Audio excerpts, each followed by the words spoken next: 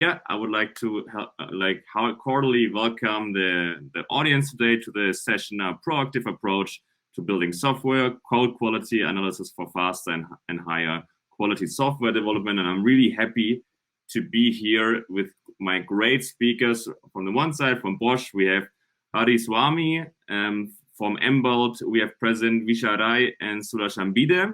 And I would say, without further ado, I would like to give it up for Hari from Bosch to give a bit of an introduction to the whole context. Thanks, Adrian. I will share my screen now.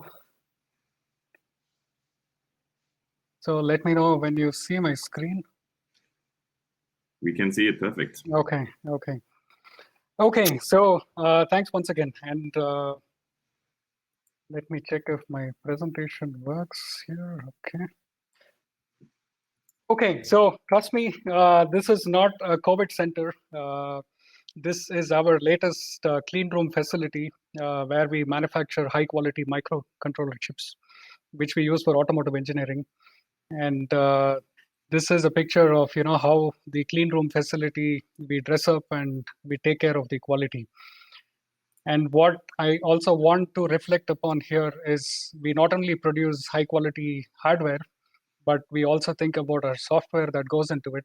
And one of our missions here is to produce clean software. So, good day, everybody. My name is Hari Prasad Tilakswamy. I'm from Robert Bosch, India, and I lead a program called CX and DevOps, where one of our missions is to support the automotive divisions with their software, especially in bringing positive business impacts with CX. And here CX means continuous X, which means continuous coding, continuous integration, deployment. You can just replace the X with anything.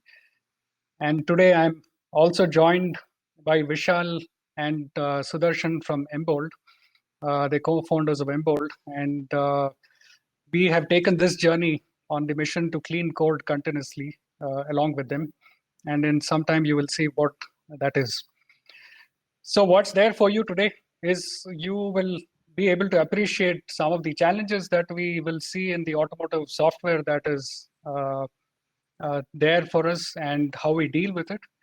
And then also probably you will also see how we can solve some of those issues, especially going in the direction of the clean coding, because we believe it's not just important how it is done, but it's also important to get it done. So that's what there is for you today. So let me take you to the ocean a little bit.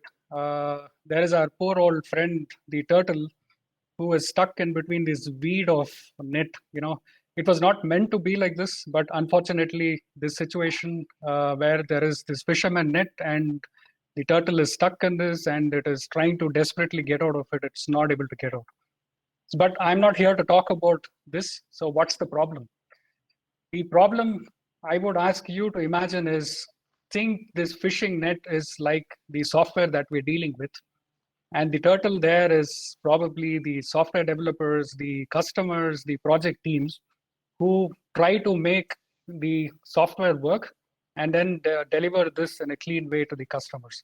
So it's a very similar situation.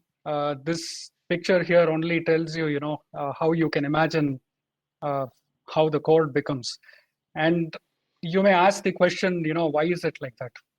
So some of the reasons for that is when you look at the automotive trend today, we are actually moving away from monolithic hardware-based systems where you have individual softwares and functions, and we are actually in the crux of moving away to centralized vehicle computers, where you have more software-intensive functions which add value to the whole system, and they're actually going to become agnostic to the kind of car that we actually have.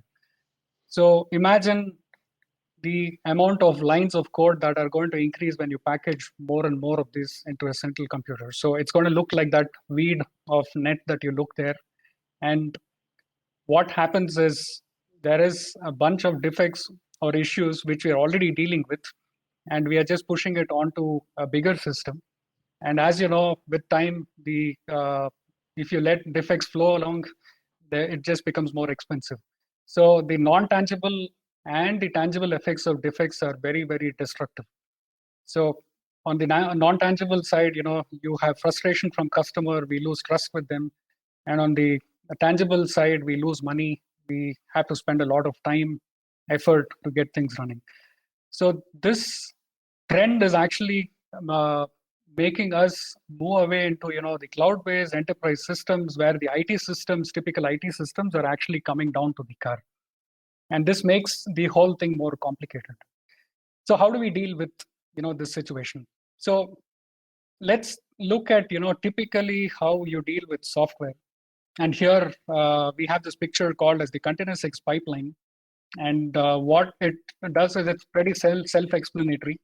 And what you see are these three pipelines called the developer pipe, the integration pipe, and the test pipes, where we have standard routine processes or methods through which the software code comes out to a release at the end. So let me introduce you to my friend Fishy. And what Fishy does is exactly that, follows the pipeline here and reaches the end where we can guarantee say that we have reached a good quality of software and it's ready to release. So the Fishy here is trying to save the turtle stuck in that net there, but hopefully it is like that. But what happens is we start with the Fishy here. Fishy starts coding and tries to find what is the problem and fixes the problem, and then it merges whatever code it has done, and then sees, oh, there is something wrong, and then it sees, okay, I have a problem with a piece of code, I have to fix it, fixes it happily, comes back, and then continues on this journey where it meets the exit criteria for the integration, and then goes down to do some more tests to check if everything is still working. And then it's almost at the release. And then again, there is the traffic light which says, okay, hold on. There are two more issues. And if you don't solve that, you can't release. Unfortunately, the fish has to swim back. And what Fishy now sees is that, okay, I changed this line of code, but it's affecting something else. And I have now 3 or 4 more issues that I need to deal with. So what's happening is it cannot proceed any further. It is just stuck in the first part of this pipeline, and things are just unmanageable. And why is it unmanageable? Because of the fact of the complexity that we are adding every day. There is no time to react to these things, and we need to meet the deadlines. We need to save the turtle, and Fishy just goes on. Ultimately, Fishy says, okay, I give up. This is not possible. I need some more time, and it just gives up. So this is a typical situation that happens in the automotive world where we have to meet conformances, we need to finish all the tests, and we need to ensure that it goes to the car clean. So very similar situation. And reason for that is, let me take you through 4 topics here. If you can deal with the software as features, defects, technical debts, and risks. And if you see the marked area here, it's very easy to imagine what are your functional and non-functional requirements, and it's very easy to prioritize those things. But what happens is the effects of coding such issues or features, like fixing the issues, we tend to have some runtime memory corruptions or other maintainability issues, which we don't immediately see. And this becomes visible only when you are going to release. That's a very typical situation that happens to us, and we need to deal with it. So what happens is projects and customers would say, okay, let's move this. We understand the risk. Let's keep it for later. And the impact of that is you tend to get involved or you get entangled with these technical debts or risks, which should have been taken care of earlier. So our software developers, we need aids to produce clean software. We can't allow this to go anymore. And Fishy can't save the turtle unless it gets some help. So this is exactly where we want to start enabling our software developers. And if you remember the pipe that I showed you earlier, the developer pipe, we want to introduce a transparent mechanism for Fishy so that it understands this vast weed of code. It's able to visualize this nicely. And then it's able to find patterns or anti-patterns and issues from the past. If it has knowledge to those issues, if we are able to provide it, then Fishy can do a better job at an earlier stage. And imagine if we can put these as thresholds, as gate before it goes down to the integration pipe, then Fishy is able to give a better quality software even earlier. So imagine doing this continuously from the beginning of the pipeline. So this is the vision which we started with. This was the mission. And that's where I would like to introduce Embold and our journey together. We started this journey together with a small POC on about 5 projects. And today we have about 25 different projects in the braking system, autonomous driving systems, airbags, where these are mission critical software systems, where we have deployed Embold on premises, and we are looking at how we can help Fishy to save the turtle there. So with that, I hope you would be able to appreciate the challenges, in a very simple way. I try to put it with the fish. And now I would actually like to hand over to Vishal and Sudh, who will show you what we can do with Embold. Right. Thank you. Thank you. Thank you, Hari. I think that was fascinating. I think before we start, we will like to quickly run a short poll. If everybody wants to look at the poll section and answer that question, very interesting to hear your story in this space. We'll give it a couple of, we'll give it about 30 to 40 seconds, 30 seconds to a minute. Let's see what people say. If this is a problem that, or the challenge or an opportunity that you encounter in your day-to-day work. So the question basically is, how often do you postpone reducing technical debt in your release cycle?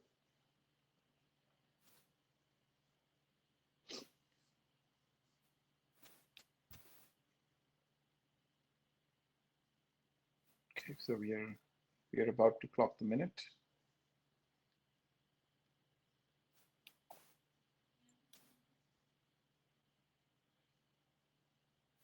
Okay.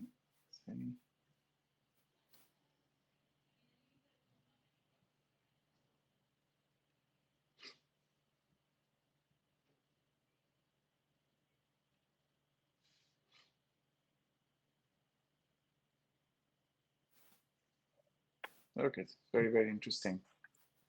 Okay, so I think this is, I don't know if we've closed it, but it's very, very interesting to see that the majority of people delay it between 2 to 12 months, and it's completely understandable. So I think with that really sets the context, and I'd like to open this discussion by I'm fascinated with the automotive industry, and I always take the example of the messaging world. I don't know if how many of you remember when messaging started, it was called SMS. I mean, that's from what I remember. And you needed a hardware device, a Nokia or an Ericsson or a Motorola device to send a message. So you could not send SMS to someone unless you had hardware. And slowly the hardware abstraction, started happening between software. And today, today SMS industry is virtually dead. It's still existing in some countries, but largely people have moved on to messaging without the dependency on hardware. And I see a similar, and Hari, the question is, do you see a similar abstraction happening in the automotive industry, which will completely change the dynamic of how OEMs or tier ones operate today? Would love to hear your thoughts on that. Yeah, exactly. I think that's a brilliant analogy to what's happening to the automotive world. And like I said, you move out of these monolithic systems to these central computers, where the functions that we are working today will actually become software-intensive applications, and you are no longer dependent on the hardware that it runs on. You're so agnostic to the hardware; it becomes so intensive. You can just push it down as a service to your hardware that is there. So a very, very similar trend that's happening. Great. So do you think in the future Bosch or some of your peers could transform to being like the Amazons of the automotive industry of the world? Do you foresee that? Absolutely. And that's one of the things that we would love to do. And we want to work with our customers and our clients, look at how Amazon is doing it, right? So we see similar things where we can push software to the car. It will also talk back, you would also get feedback from the car so you have services running around this. So very similar approach, actually. Correct. Great. Amazing. So I think that is going to be the other tectonic shift that we see in the technology world, that they'll be coming together.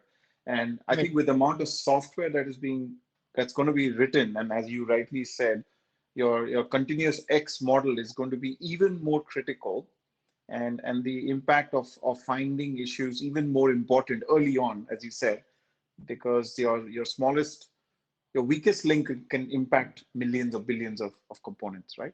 Is that right?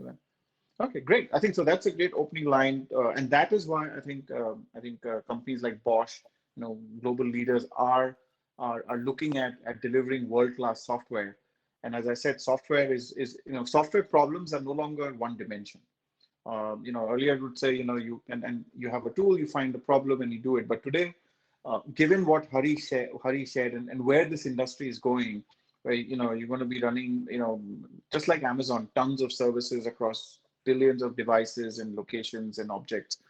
You need to attack the problems of code quality through a multi-dimensional approach. It has to evolve, and I think with that I'll open up to Embold's co-founder and CTO Sue to talk a little bit about Embold and the product and take it forward. Sue, over to you.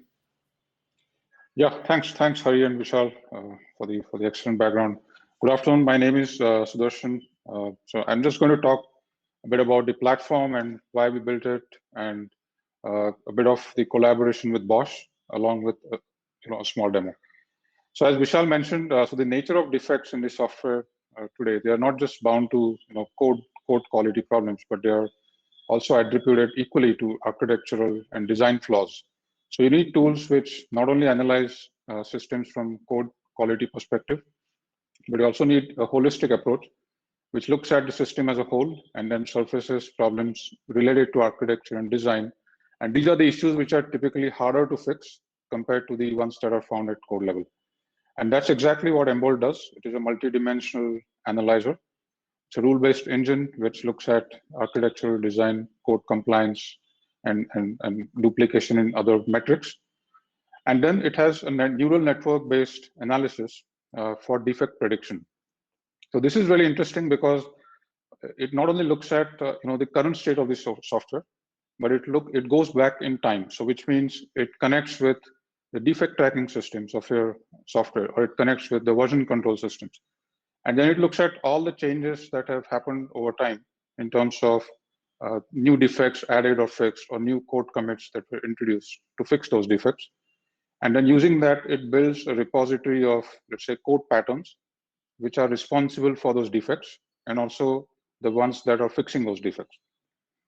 So in a sense, Embold is a combination of rule-based analysis, which performs architecture, design, and code quality checks, and an AI-based engine, which does defect prediction by mining historical data and then using that in the present.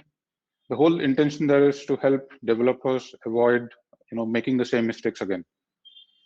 So as Hari mentioned in the beginning, so Embold is available on-prem, which means that it can be trained, it can be deployed completely within the enterprise network.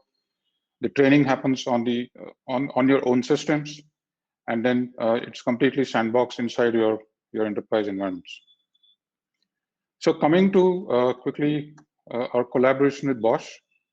So as Hari talked about some minutes ago, we started with the POC with a couple of programs, which was successful, and then we started rolling it out to 25 mission critical and safety critical systems.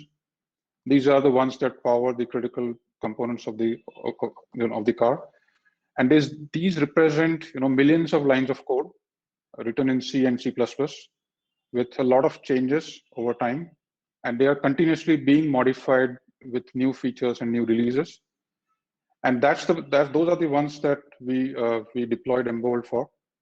And when we started the rollout, we also saw that some of those programs are using Git as the version control system, which we already supported. But then a lot of them were using the IBM RTC system for change management and defect management. So what it means is for Embold to effectively use the defect prediction engine, it had to integrate with RTC so that it could pull out all the historical defects and commits and correlate and connect all the dots so that it could build a model which can then be used to predict defects in the code that is being written today. So Embold is deployed with those two components. So the rule-based engine, which is analyzing code, analyzing architecture and design flaws, surfacing hotspots and issues, and then helping developers with impact analysis. And the AI-based defect prediction engine, which is working in the background. And this engine is looking at the history. It keeps itself updated with all the commits that are made over time. And then whenever it finds, let's say, a code pattern which was responsible for a defect, maybe in the last release, it alerts the developer saying that, hey, you made this commit some time back, and this commit resembles something that I've seen in the past. And this commit was linked to issue number 25, which was maybe a critical problem. And that's why you need to investigate this. Otherwise, it may create a regression issue. And then the developers can get alerted at the development cycle so that they can avoid these kind of defects escaping into QA or into production. So this is how it is deployed. And then as Hari mentioned at the beginning, so Embold is deployed in the DevOps toolchain of these 25 programs, which means it is continuously monitoring all the code changes that are happening and then surfacing issues as it sees them. And then the defect prediction engine also highlights code patterns which are known to be defects which are found in the history of the system. And the unique thing about this is because Embold trains on the history of your own code base, the resulting model is very, very specific to that kind of, let's say to that system or to a set of systems, which means the kind of issues that it finds are also unique to that domain or unique to that particular system, which makes it even more effective in terms of identifying and fixing the right kind of defects. So with this, I would just quickly switch to a demo of how this works and just show it in action. Let me just switch my tab.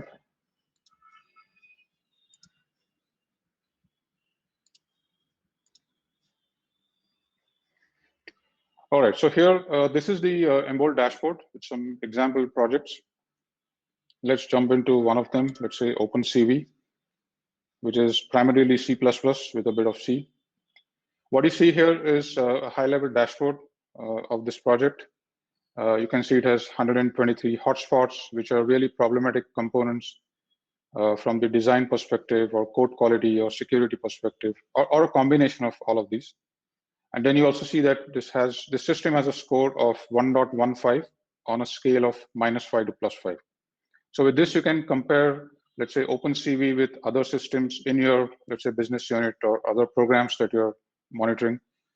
You get an objective view of where it stands in terms of software quality.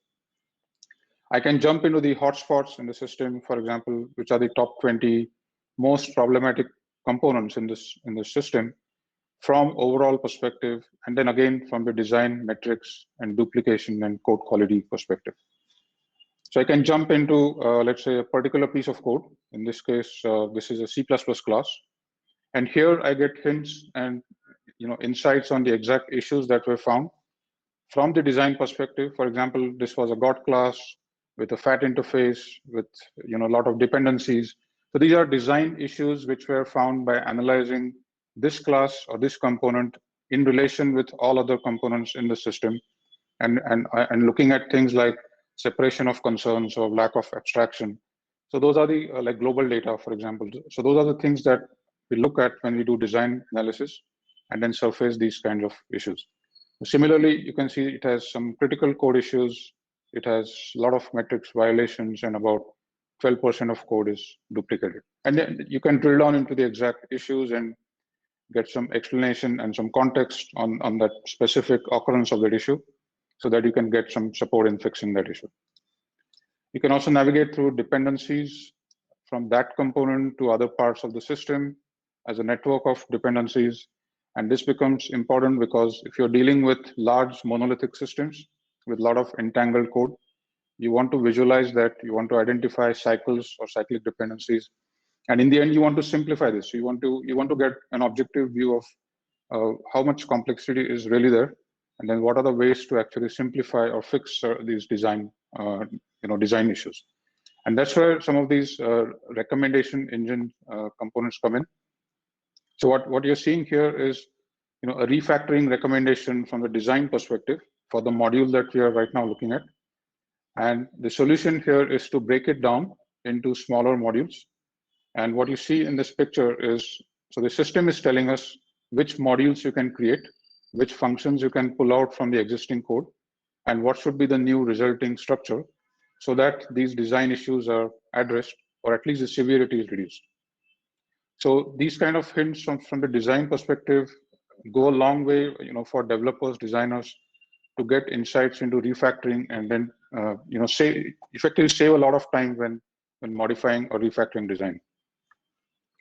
So all of this is coming from the rule-based perspective, or the rule-based analysis engine that I talked about. And now let's look at how the defect prediction works with the AI approach. So I'm just looking at another project. So this system, we have trained a model from GitHub, so the defect tracking system came from Jira. And at the end of it, so it is predicted that some of these recent commits were found to be problematic. And then you can drill down and then look at exactly what the system suggested. So in this example, you can see that there is a code block of about 10 lines of code, which the system flagged as a potential issue, because it has seen these patterns in the history of this system itself. And these patterns were responsible for this particular issue, which was indexed from Jira, from Apache Jira. So what it is telling us is, look at this piece of code, because this change may reopen or reintroduce a Jira ticket, which was previously found and fixed. And that's why you should investigate, otherwise you can create a regression.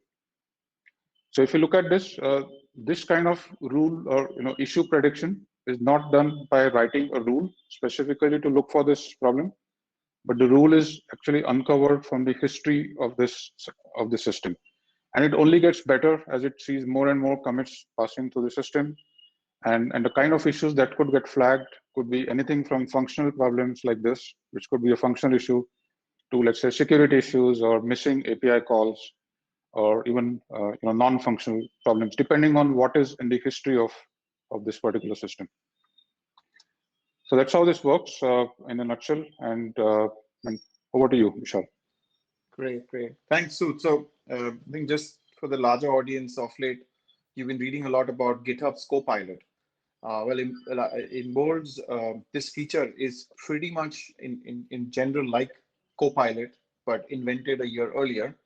And the nice thing about this feature is it works on an enterprise data. So there's just like unlike the controversy that's been happening with the Copilot training data, training on everybody's data on GitHub and then using it for features. The Embold's Copilot, if I were to call it, works only on your internal data. It doesn't dilutes its learning from external data, because the application is very enterprise specific, and I think that is one of the biggest values that has. Okay, so I think thanks, Ruth. I think that was a great demo. So now coming to the pilot. So maybe Hari, I'd like a very, very concrete question. Can you take some real example of how you used our AI, and whether you were able to find any clear issues that your existing tool sets couldn't find, and could you share that with an example, please? Yeah, so this was very interesting even for us, the pattern based. And what we did actually to evaluate it was we put some of the defects into our code. Purposely, we put it into it as a pattern to just see if the system recognizes it. And we did it in, one of the over-the-air update, which is commonly coming up in most of the systems now. And we put this pattern into one of these modules.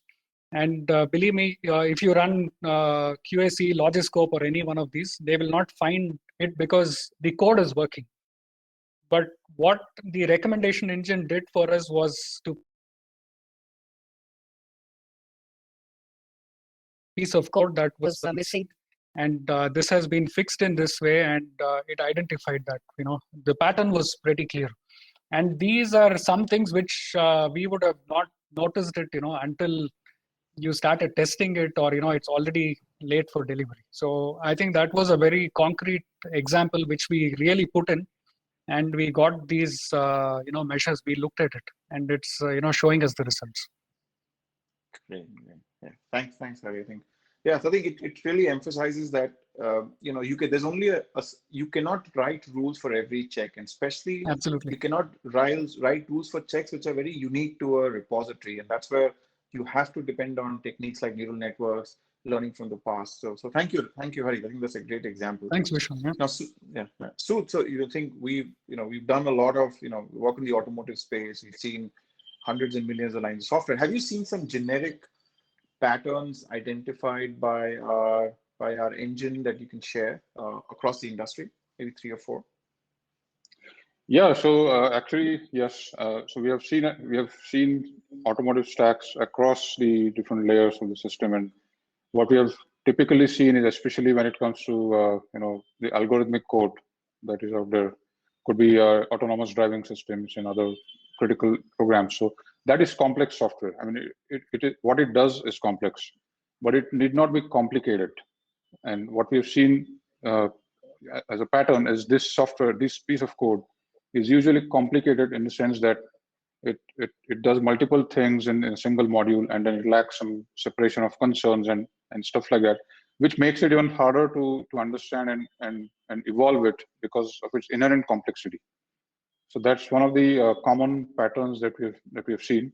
The other one is also that because these stacks have to support different chipsets and different hardware target platforms, a lot of code is conditionally compiled into the system, and it maybe started off as a few variants, but then over time you have to support 10s and 15 and 20 different variants, and then you end up having a lot of conditionally compiled code, which becomes really hard for developers to maintain, and then they could unintentionally introduce defects when fixing one variant, and then it doesn't work on another variant, for example.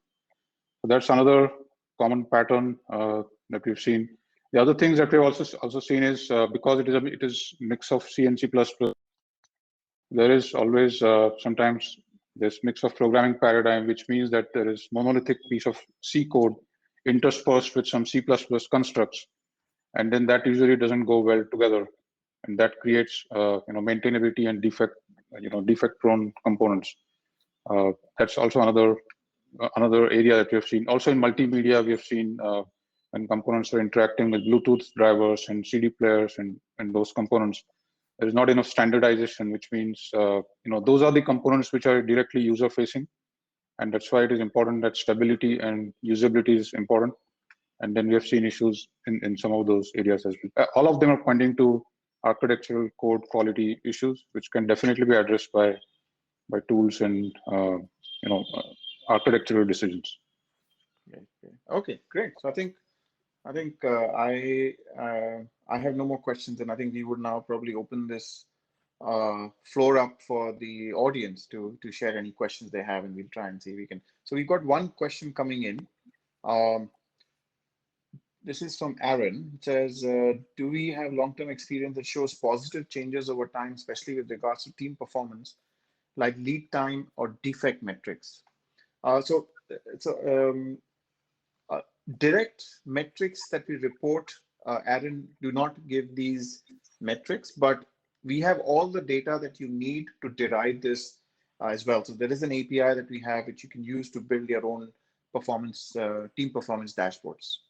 So I don't know if that answers your question.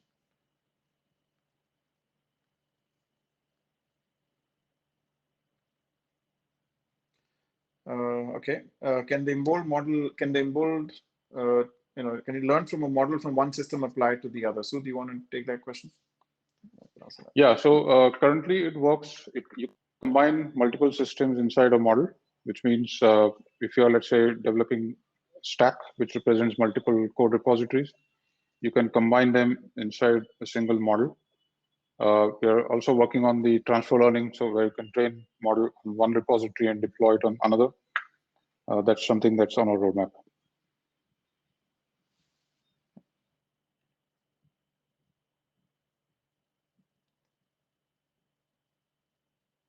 Okay, let's see. Any other questions?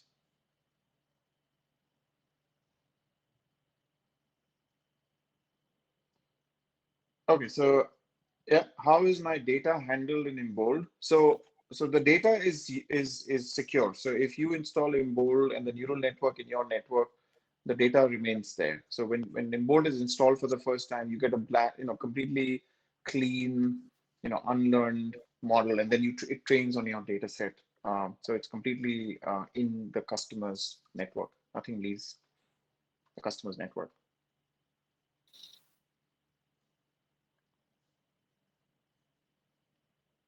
Okay.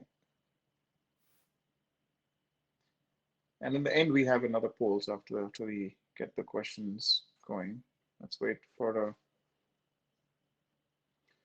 the. Could you provide a summary of another use case of Embold in a different industry? So, I mean, there are customers of Embold are across industries, ranging from pharmaceutical companies who are building vaccines to help people in COVID-19. Some of the largest pharmaceutical companies in the world are using Embold as a part of their pipeline. We have companies building, in the space technology, using it to build space tech. So it's basically, I mean, if you look at the industry, every company is a software company today, and every company which is offering services which affects the life of people and business, they have to take software very seriously, and the problem has become multidimensional. So those are some examples where any industry that is really, and like as Hari said, automotive industry, we were joking that Hari, the challenge Hari has is, I mean, you have companies building rocket ships, so they take 3 to 6 years to build a spaceship. They send the shuttle up and they spend a lot of time in improving the quality. But in the automotive industry, with self-driving cars, autonomous platforms coming in, it's as risky and as serious as rocket ships. But here, these guys have to release the software every 3 months and launch, for 1 billion rocket ships, right? That's how mission critical it is, and the industry doesn't realize it. How it is, and they are now, because as Hari very rightly said. Hari, maybe you can share. Yeah, absolutely. I mean, we are into mission critical systems. Imagine your father, mother, your sibling, sister, somebody in the car, and imagine you have these quality problems in the car, and it doesn't work the way it should work. So you are actually looking at millions of such devices on the road, and I think the analogy with the rocket, of course, the rocket is just going up, and there is more, so it's more sensitive. But in this case, we are in the mission to save lives every day. So it becomes even more critical, actually. Right.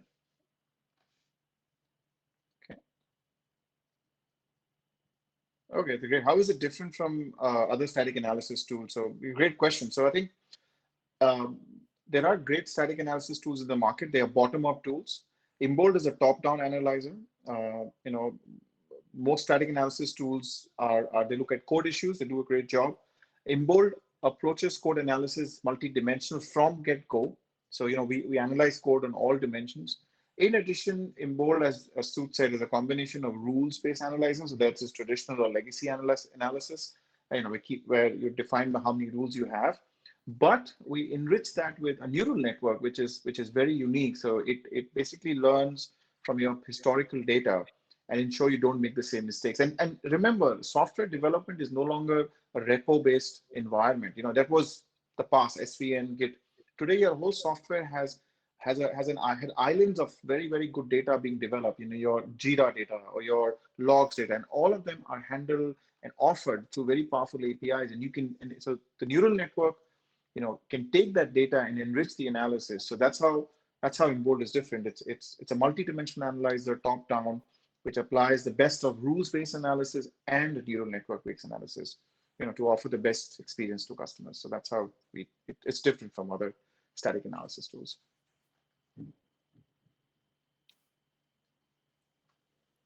Okay, I think we can get going then with the poll, and then after that conclude our session. Yeah. So there's another poll that's gone up.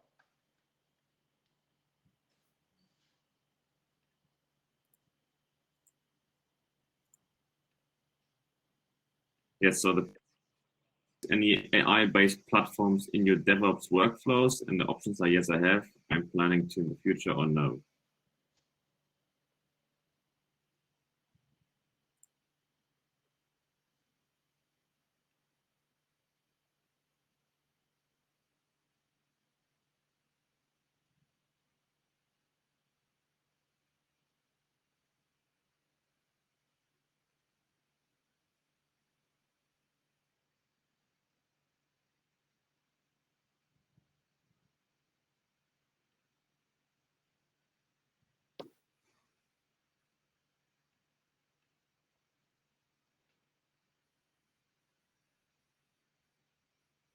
Maybe 10 seconds more.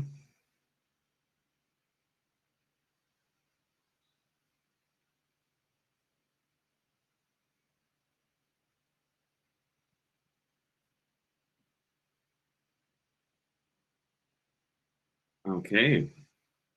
And I think that's a good prognosis for the future, that a lot of you are willing to use them in the future or are already using them. I think that's a great message for the end. And with that, I would like to say thank you very much to our amazing panelists today.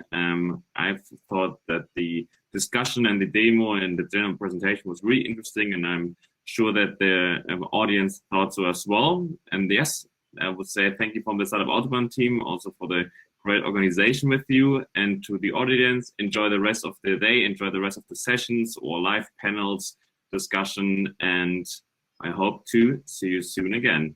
And with that, I would say goodbye from me.